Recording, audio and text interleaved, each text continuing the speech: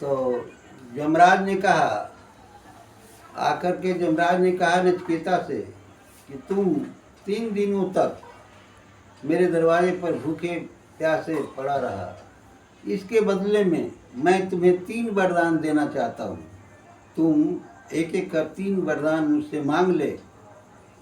तो नचिकेता ने कहा कि ठीक है, पहला वरदान मुझे यह दें कि पिताजी का क्रोध शांत हो जाए और गुरु हमारे ऊपर प्रसन्न हो जाएं।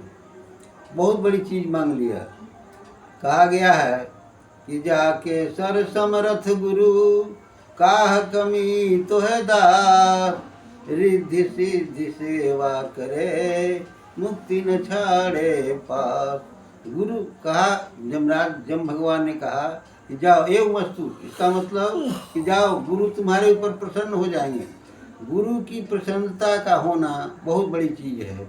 जिसके ऊपर गुरु प्रसन्न हो जाएंगे उसे किसी चीज़ की आवश्यकता होगी, उसकी पूर्ति तत्क्षण हो जाएगा। इसलिए बहुत बड़ी चीज़ मांग कर लिया। तो कहा कि एवं वस्तु, दूसरा मांगो।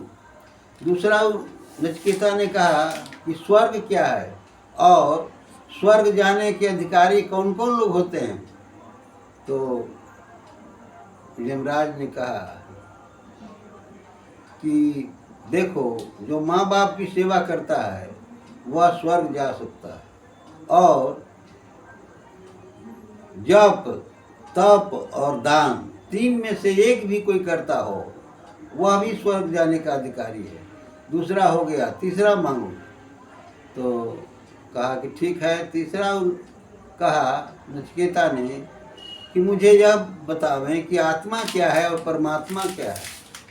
जब भगवान ने कहा कि तुम अभी बालक हो, सांसारिक वस्तुओं का प्रलोभन दिया गया कि तुम धन, जमीन, जायदाद, हाथी, घोड़े, सांसारिक वस्तुओं को तुम मांग ले, लेकिन इस प्रश्न को छोड़ दे, क्योंकि यह कठिन प्रश्न है और तुम बालक हो, इस बात को नहीं समझ सकोगे।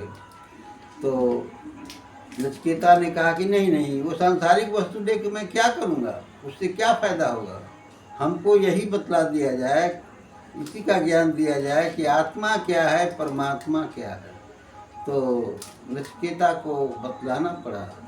एक ग्रंथ है, पुस्तक है कठोपनिषद, उसमें विस्तार से यमराज ने नचिकेता को कहा है, जिसमें उसका एक छोटा सा अंश मैं आप लोगों को बतलाता हूँ।